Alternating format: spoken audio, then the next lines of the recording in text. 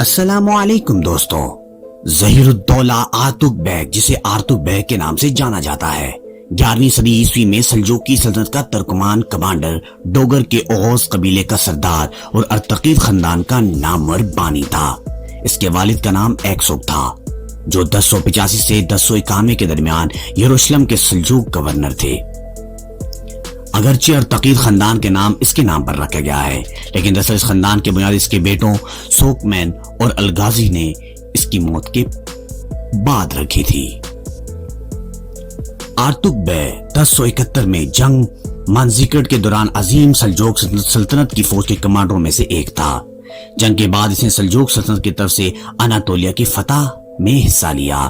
اس نے 1074 میں قدیم یونانی وادی پر قبضہ کر لیا۔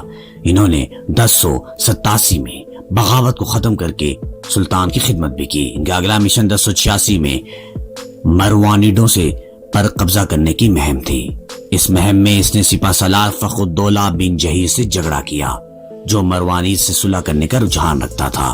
ایک اچانک حملے میں اس نے مروانیڈ کو شکست دی۔ تاہم جب سلطان ملک شاہ میں نے اس واقعے کے بارے میں سنا تو اس نے آرتک پر الزام لگایا۔ آرتک نے جنگ کا میدان چھوڑ دیا اور ٹوٹوش توم میں شرکت کی، جو 1084 میں شام میں ملک شاہ کا متضاد چھوٹا بھائی تھا۔ 1086 میں انہوں نے سلیمان اور ٹوٹوش کے درمیان عین سلیم جنگ میں روم کے سلجوقوں کے سلطان سلیمان بن قتلمش کو شکست دینے میں اہم کردار ادا کیا۔ ٹوٹوش نے اسے القدس کو ایک اقتضاء کے طور پر عطا کیا اور آرتک 1091 میں اپنی موت تک وہاں گورنر رہا۔ ان کی قبر دوریا کے دروازے کے قریب ان کے خانقاہ کے ساتھ ایک مقبرے میں ہے، جسے آج شاہ فیصل کا دروازہ کہا جاتا ہے۔